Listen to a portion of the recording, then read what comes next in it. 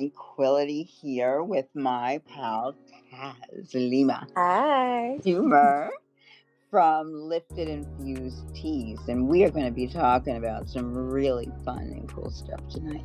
We're going to get into the fact that Taz is a mixologist and a bartender in New York City. And just what she's been doing, new projects, working with herbs, and all sorts of really cool stuff. So stay tuned. I know some of you were over on the other account. My bad. And we couldn't get you in, but that is okay. And I hope you enjoyed your session. Mixology life is great. So you never. It's always something to learn. That's what every day is a class. So I currently work at a bar in Times Square. They Okay. pretty much let me have free range to create any drinks I want. So I'm usually always putting new stuff on the menu. And I love that they have a nice variety of different things besides your regular spirits, your vodkas, your whiskeys, and everything else that you do know. I love working with bitters and the aperitifs and things that people don't hear or know about. Right. Playing with those and different flavors and then incorporating your favorite herbs into that is a whole nother ball game. So I'm always having fun. One of the things that I've been doing more is really like trying to not make drinks that's so alcohol heavy. Yes. But it has just enough for the herb to kick. Like a lot of people don't understand mixing herbs with alcohol is like an ancient practice, and it's how a lot of medicines were created. We just don't know our limits. How did you find him so fast? My little secret, Chloe. Adds Craction to love.com a quiz and date therapy IO. I'll check it. Cheers! The THC with the alcohol at a very low dosage. Okay. Very low, because you don't need a lot for it to take effect, and I think that's what a lot of people are learning now. Now that the markets are selling a lot of the THC products at low dosages, people can really see what they can handle and what they like. So even like 5 milligrams of 5% alcohol, it's so fun. It's so relaxing. Even throwing in the CBD at the same dose, you just feel like you're floating and nothing in the world can bother you. Yeah. But even if you don't want to add the alcohol, you could take the alcohol and make it completely. Welcome, I am Taz, CEO and creator of Lifted Tea, a pure magic. Chanting. Yes, truly. And show sponsorship plus mixology? Absolutely. Crafting magical infusions. And guys, you need to know that we have been working on this to bring Terry to Conscious Living with Dr. Tranquility, in this process of getting you into this interview with this amazing energy healer and psychic and intuitive and all things yummy and great. I first met Terry in person when she presented at an event, a women's gathering of mine in New York City just before COVID. Literally, I think it was a few days before the city shut down. Yeah. And she was amazing then, and we know she's going to be amazing now. So one of the things that I am going to do is I'm going to step back a little bit more than I usually do. Because so Terry, take it away. So thank you so much. I'm very grateful to be here. I'm more than honored that you said yes to bring me on. So my name is TerrieChristine. I'm an internationally known intuitive energy healer and psychic medium. I've spent the last 20 years working in the subconscious space, a place where people get triggered. They don't know why, but they blame people, places, and things around them. And I'm the one who helps put your pieces of your puzzle together, meaning I can tell you about you without you even saying anything. There's 5 ways you can pick up limiting beliefs, which is mom, dad, or mom and dad like figures, like grandparents, God, someone else, and something else. And so I will tell you who this limiting belief was created by, how old you were, what the story is behind it. I'll bring it to the present state, and I'll show you how that looks like in your life, on why you're struggling, why you're living in lack, why you can't let go of something. And then I can shift it from that energy field or your subconscious space.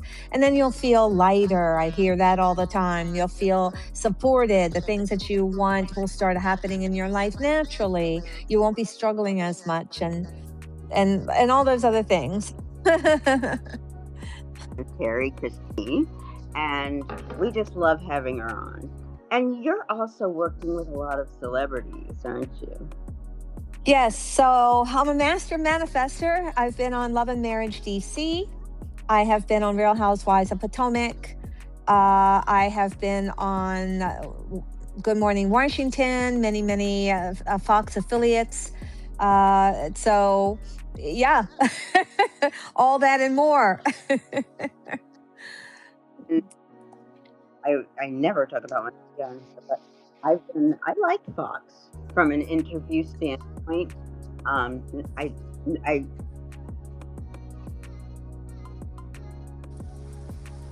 We lost you for a minute. You're frozen. I don't know if that's me or you. Well, we lost our hostess of the. Let me just tell you that when someone works with me, they come to me in various different ways. They'll come to me needing more clarity, struggling with getting the end result of what they want, struggling with relationships, needing more money and don't know how to get it. It seems to be like just an arm length away, and you're still trying to grab a hold of it. Or becoming a master manifester, I teach intuitive development, so helping people get out of their own way to connect deeper into the superpowers that you have within, because I am clairvoyant, clairaudient, and clairsentient, which allows me to hear conversations in my head. I can see movies in my head, and the clairsentient is just knowing. And within that, that's how I can share. Playing with me this morning. So How did you find him so fast? My little secret, Chloe. Adds Craction to Love.com a quiz and Date Therapy IO. I'll check it. Cheers! But Terry, go ahead.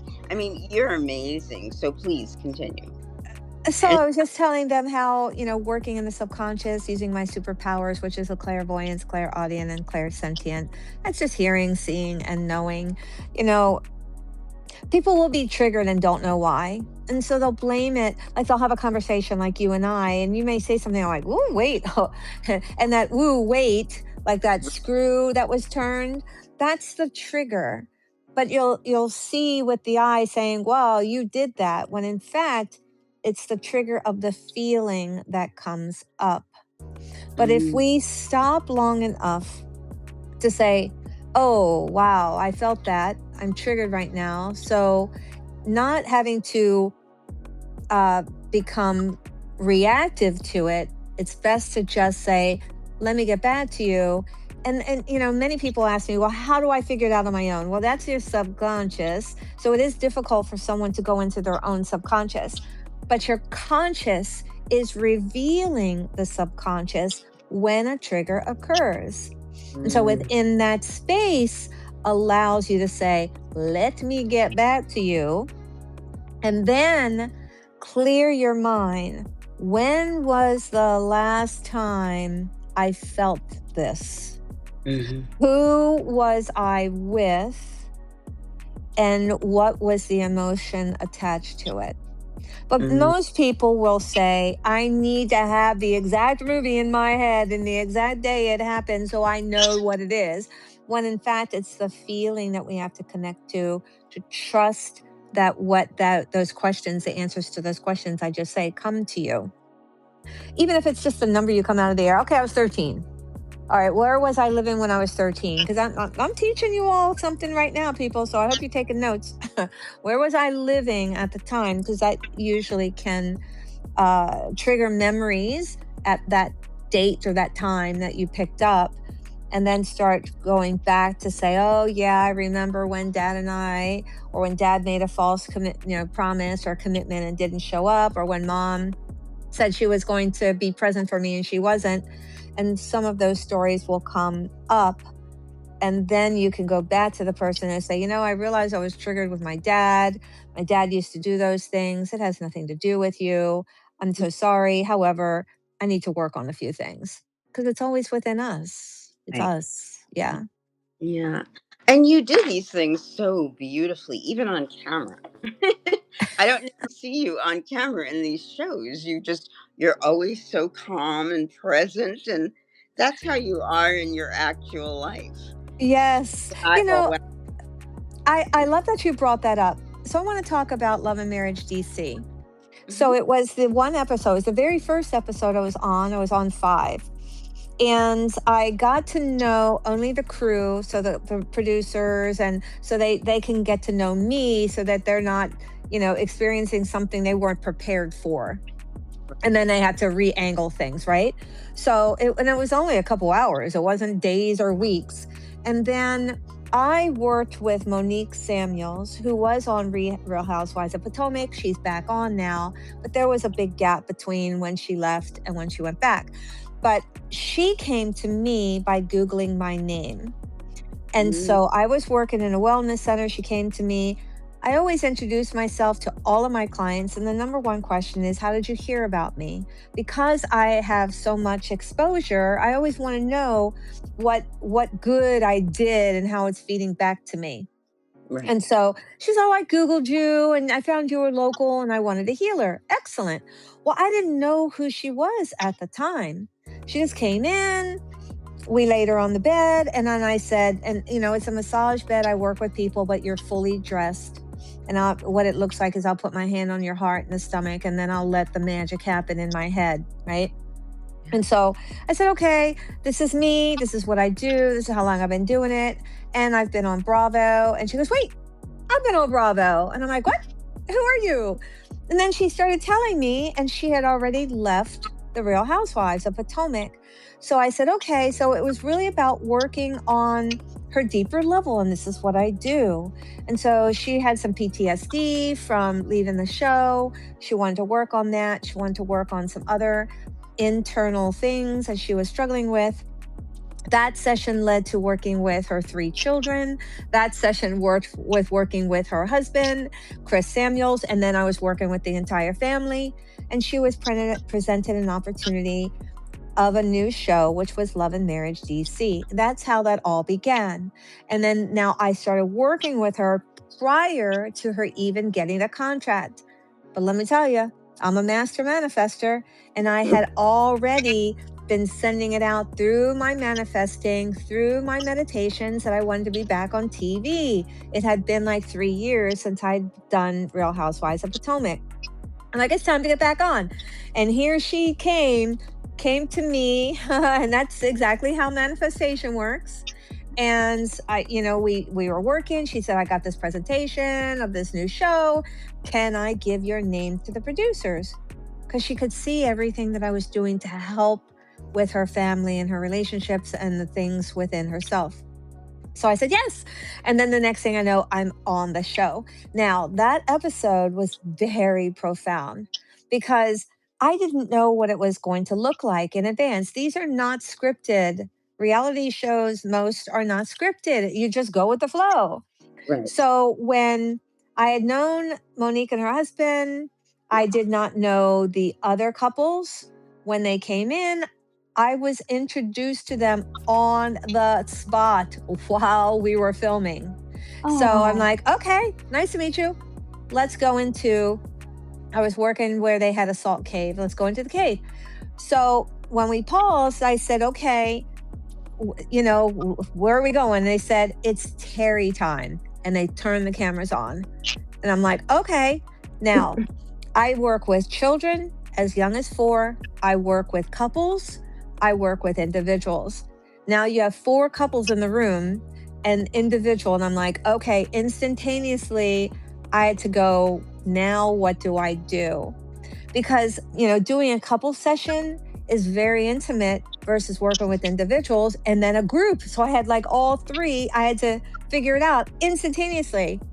And then all of a sudden, because of my superpowers, I heard work with, and it was DJ Quick. So I looked at him and it was actually Arena's husband, Jamie.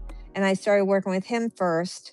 And we started as the show, and they didn't edit it. It was going as if I worked with him first. And I showed and I revealed some of the things from him being in the police force and how he was acting toward his wife. So I revealed that.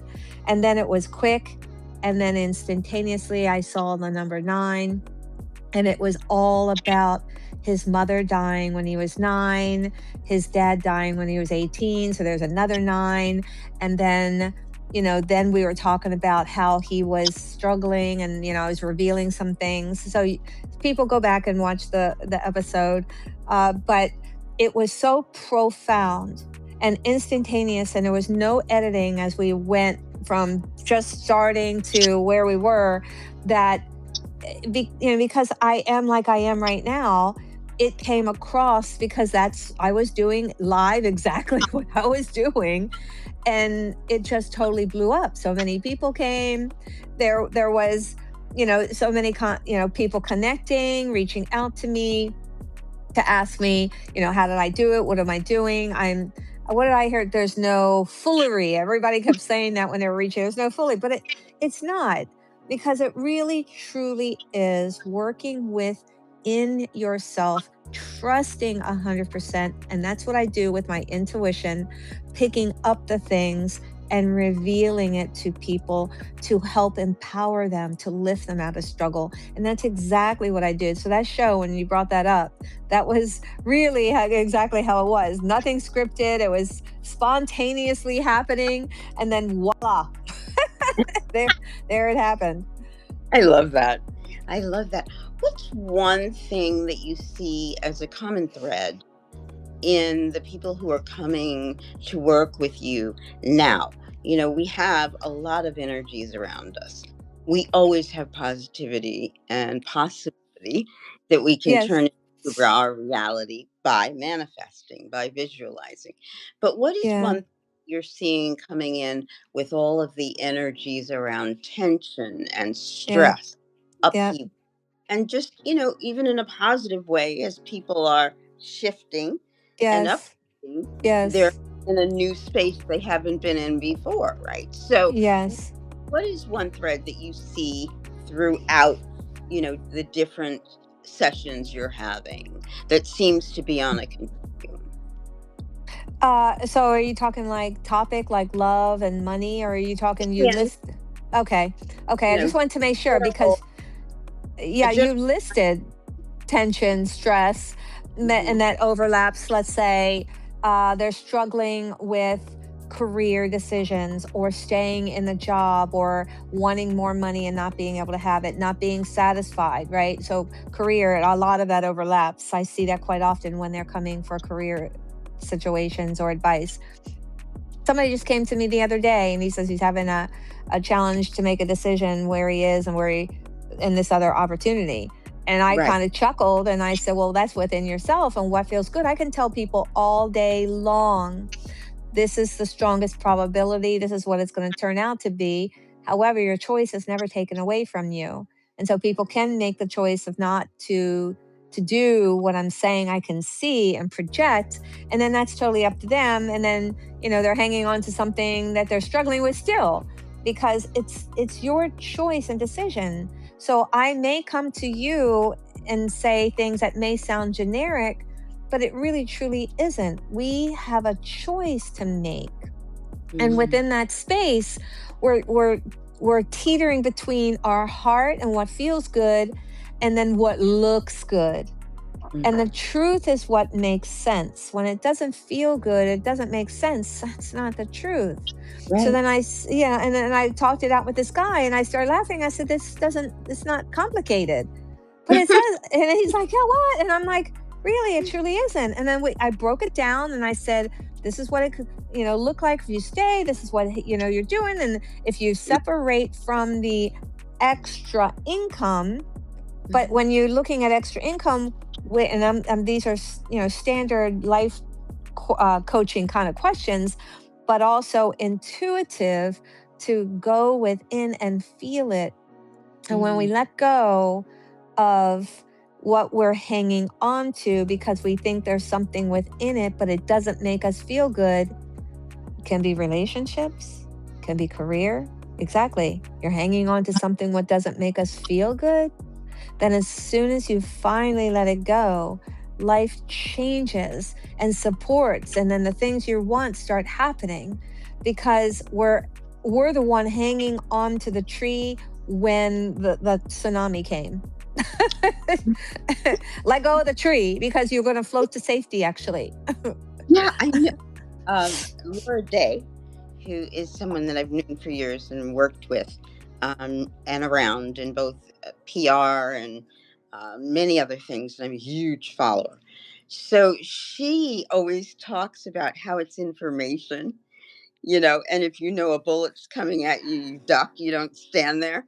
And I love that analogy. And you were saying something very similar just now in the analogy of how it gives you information and it's behavior modification, right? In Yeah. you shift where you are in that second and to something else so that you can stand again and have all of that good information come in and you choose to let go of the other. But Yeah. it is interesting because I am a healer and I am a hypnotic anesthesiologist and I do all these things. And even for me, who's been recording people, I started on Blog Talk. I've been on co-host on regular AM radio, FM radio, terrestrial, and then all the new versions. So I know how to do this, but a few moments ago when we were trying to get you into this interview, I have to tell you, I was losing it. Just the beginning, but I was. Nothing is working. And then I had to just calm down. Yeah. And figure it out and then start again. And that's why I was like, Terry, it's a new link. I don't care how many people found us and are watching us. We're doing this over. Exactly. So they'll find us if they're meant to, or they'll watch it when it goes up. Exactly. I love the audience, of course, but if I'm not bringing them something of benefit, then it's not working. It's not for me in the way that I like to present people and introduce people to spaces and places that they may never have been before and may never have met. And that's not because I think I'm so huge. It's just I'm a channel, literally and figuratively. Exactly. Yes. So what was your first moment where you could remember, or a recent one, where you had to take yourself out of a bit of the energy that you were experiencing, kind of check yourself a bit, do a quick reset and step back into your power, your channel, your energy?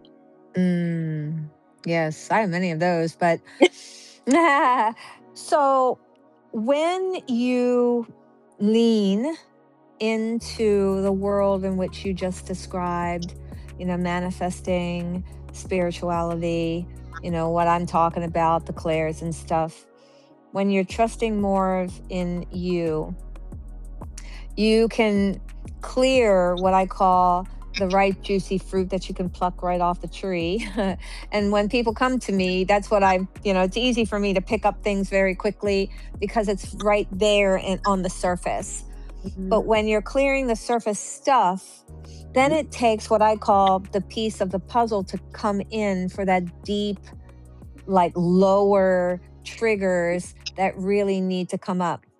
For many, many, many years, I do have a few support mechanisms, and they would say, you have dad blocks, you have dad blocks. And I had cleared so much of my mom and dad, so much to the point that I felt it wasn't resonating with me. However, when you get to the point where you say, I'll get back to you. So instead of going no and pushing it away, someone is saying something that you should reconsider and then bring it in, feel it out. So that's why I say, I'll get back to you. I want to bring in that question, meaning you have dad blocks, and then allow it to show itself. I kept doing that for years, and I kept saying, I don't know what this is. But I have all the faith in the world that eventually that little piece of that puzzle will just slip right in perfectly, meaning a trigger is going to happen and it probably won't feel very great. And it happened. And it was within a relationship. And it triggered my dad abandonment, so much dad stuff that it took me out for months, like months. And it was so deep. But I literally, because I walk the walk. So I did everything that I tell my clients to do. Meditate, clear your mind, keep your body moving so you stay out of your head. Be in the space, but don't let it own you. Meaning if you're angry, be in it, but don't let it own you. It's not supposed to stay for months and months. So I would go from anger to resentment to forgiveness so I was letting those emotions bounce all over the place. But when you're so far down into that abandonment, it's like your soul left your body. And I'm like, what? So that's why it took me 2 months, literally, to process the whole experience of crying, like throwing myself all around the house. Like, what the hell? It was like that. But when I say, but it allowed me to say, I'm going to survive through this. Because sometimes when you go that deep, it's like an atomic bomb to your soul. Yeah. And that which my support mechanisms kept saying, they couldn't tell me what it was, but meaning the exact situation, but they say it's so deep, it's in there, it will come up. It did take a few years, but when it came up, it was boom. So I did, as I say, walked through the fire. I tell people exactly what to do. I did the same exact thing.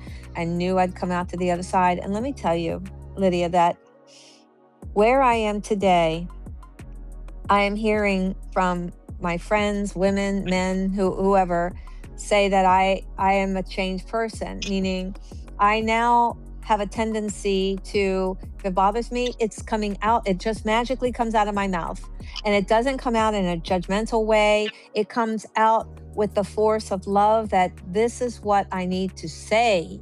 Because I would not, in my growing up, I was taught children are seen and not heard. Do as I say and not what I do. Word for word. My dad used to say that all the time. Yeah.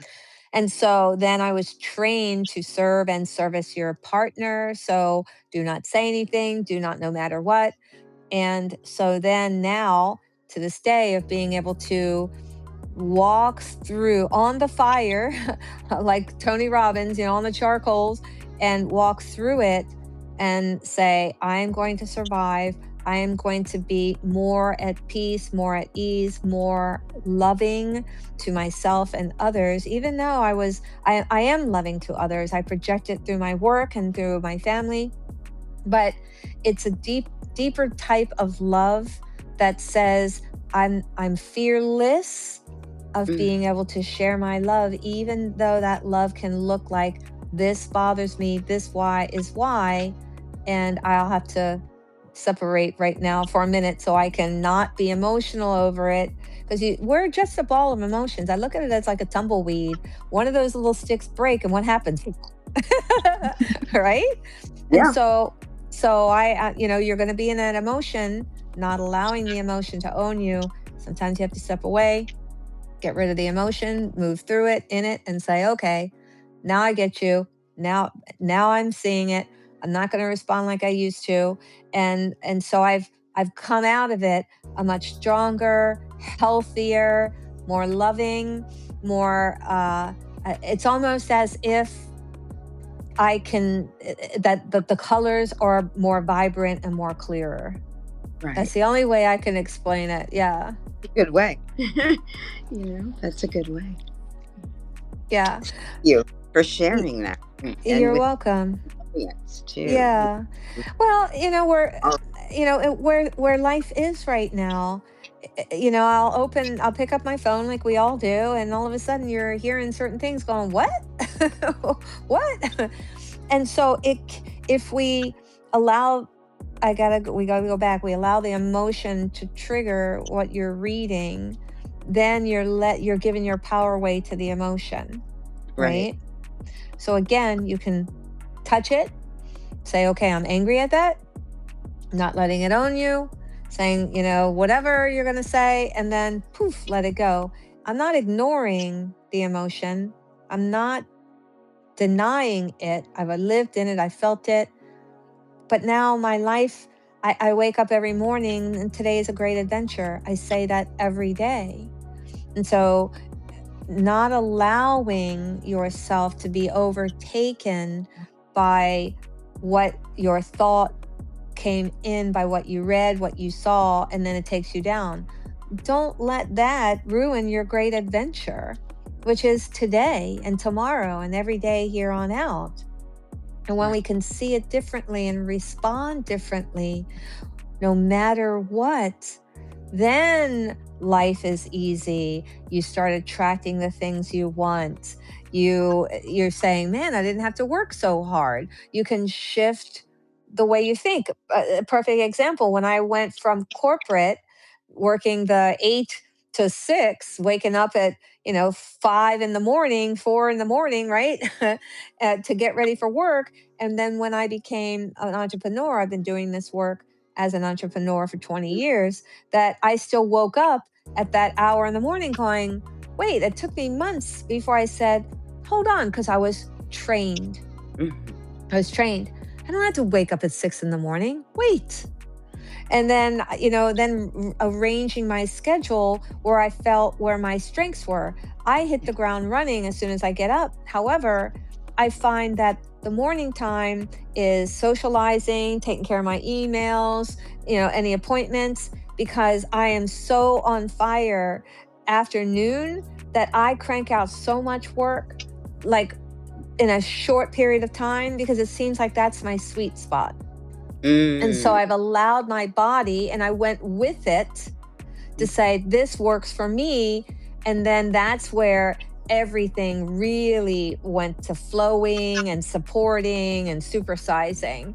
But I had to retrain myself, because pretty much my whole corporate world was following somebody else's guidelines, following what was successful for them, even though I was ignoring the things that were successful for me until I became that entrepreneur.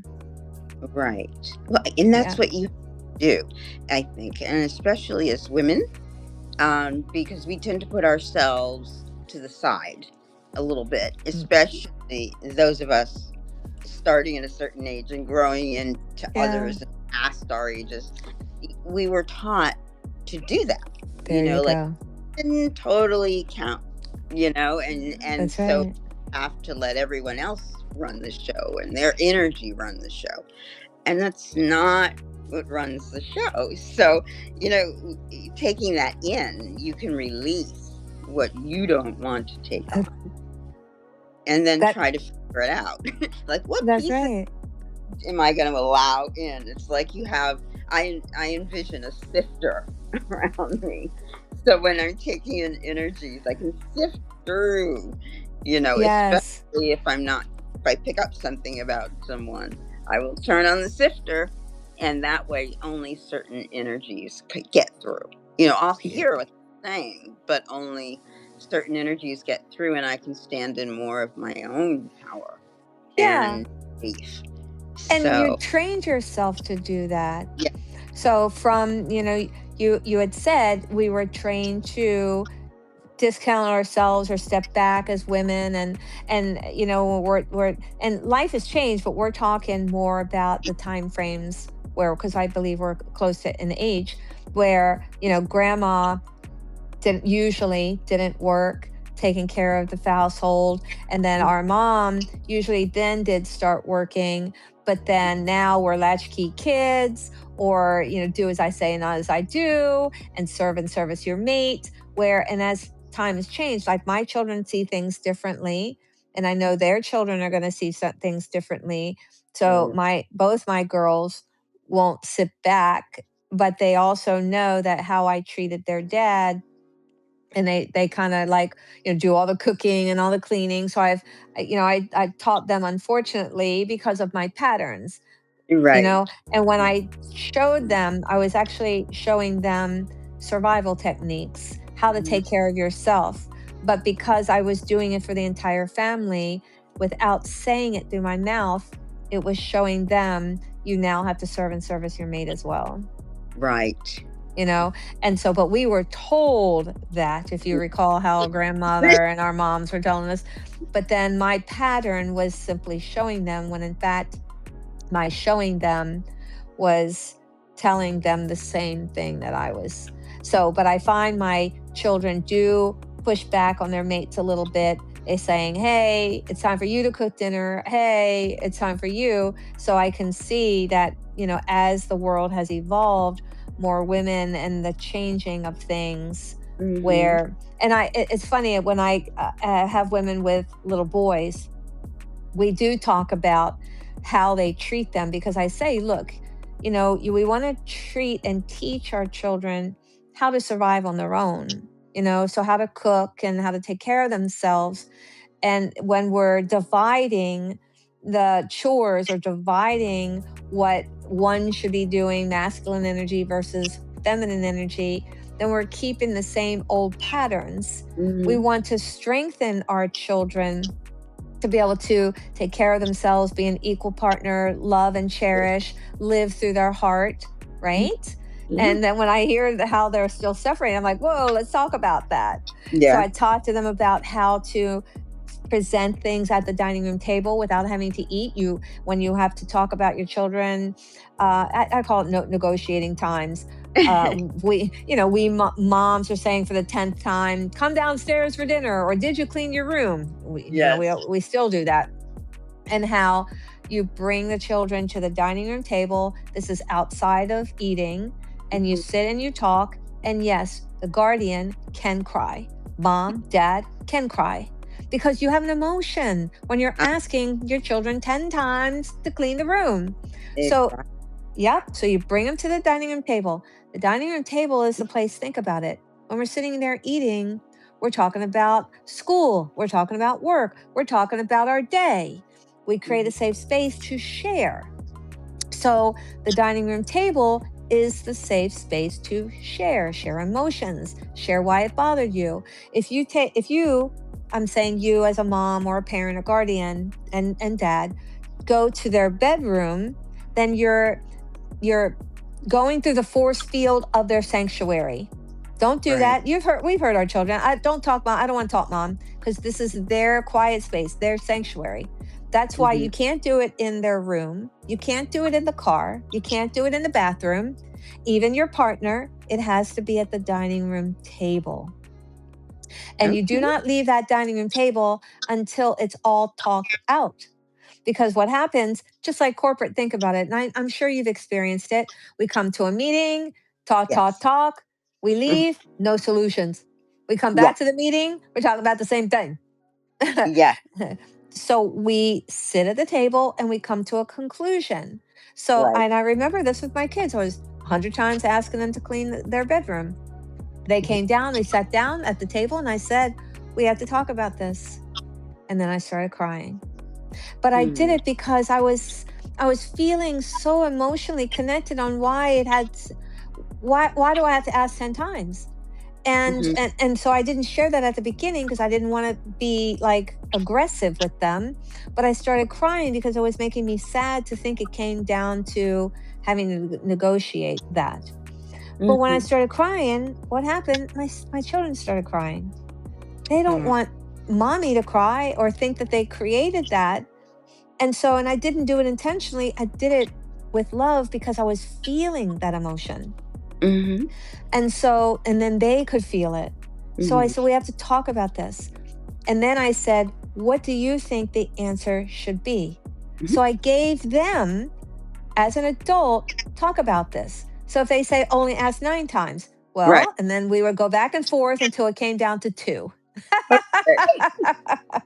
So that's how it works when you're talking through the emotions with your children and your partner at the dining room table to come to a conclusion where it's not just one-sided and everyone is happy and the emotions can be felt.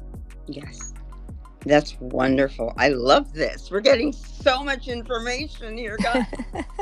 Take with you on this journey, and I will be creating shorts here of this, and we will get a great description to go with it, and all sorts of yummy things. Terry Christine, as always, you are amazing, and you're so generous with your information and your tools and your guidance. How would you like for people to find you on the internet? Which websites on social? Yeah. Give it. Getcha. I gotcha. I got you. I got them. First off, Lydia, I'm very grateful. I'm very grateful that you invited me and you said yes, and to support your audience and ourselves as well, because I'm sure there's tidbits that it can help people in the most profound way. And that's what I love to do. So thank you. And thank you for acknowledging that. And so, again, my name is Terrie Christine. You can find me on my website, which is my name, TerrieChristinedotcom. I'm on pretty much every social media platform. I'm on TikTok, where I actually have, and I read from celebrity pictures, because pictures, you can see the blueprint of their energy in the pictures. So I read what's going on with them. You'll find I've done some with stitches coming in to show the future, and then it happened. So those are pretty cool. You can find me on Instagram. I love to do that. Facebook, it's Terrie Christine 333. And Love and Marriage DC, Real Housewives of Potomac. And just Google my name, and there's pages and pages. So thank you so much again. And we thank you. You have had such patience with us getting this from the asking to the recorded place. And I just want to say thank you for that. And I'm sorry it took so much. It's all good. It's all good. And I'm so grateful because it came in at a great time. Yes. I'm so blessed to be in this position, because I have the gift of being able to hear what people are saying as well. I'm carrying audiences on all sorts of different platforms with me to hear you.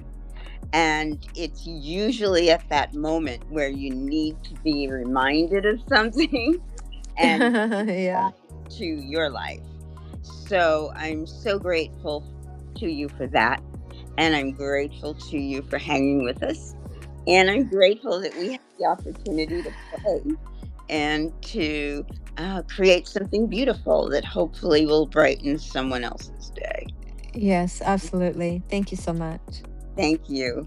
It's been amazing speaking with you. And those of you who know, but in case you don't, I am, who am I? Dr. Tranquility, which is my moniker, Lydia.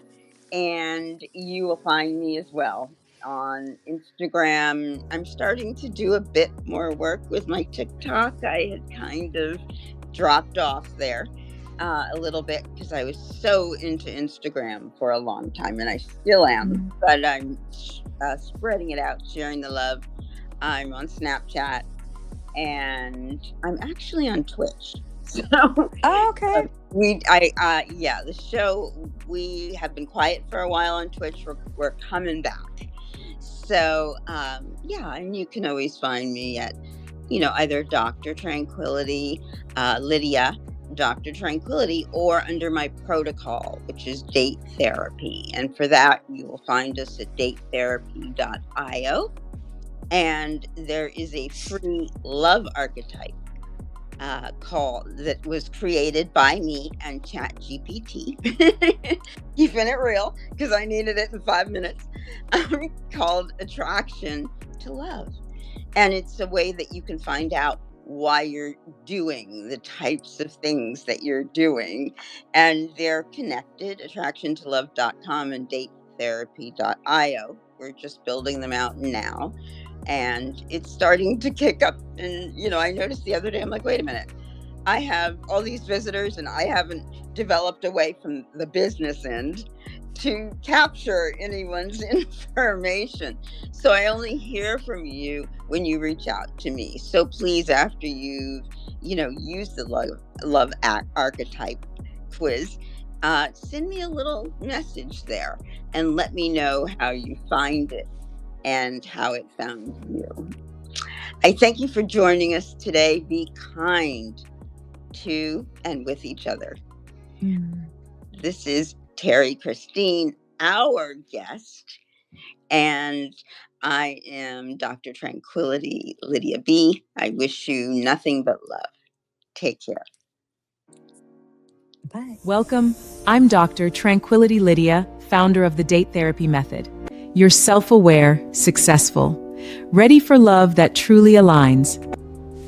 Behind every romantic pattern lies a deeper story shaping connections. Take this short quiz. Discover your attraction to love archetype. Receive your personalized action plan, your first step into date therapy. This Traction to Love bridges energetic readiness with emotional alignment perfectly. Do you attract the same partners? Or connections just fade? Discover if you're the spark, healer, steal, or manifester archetype. Visit attractiontolove.com. Let's begin your journey to truly align love.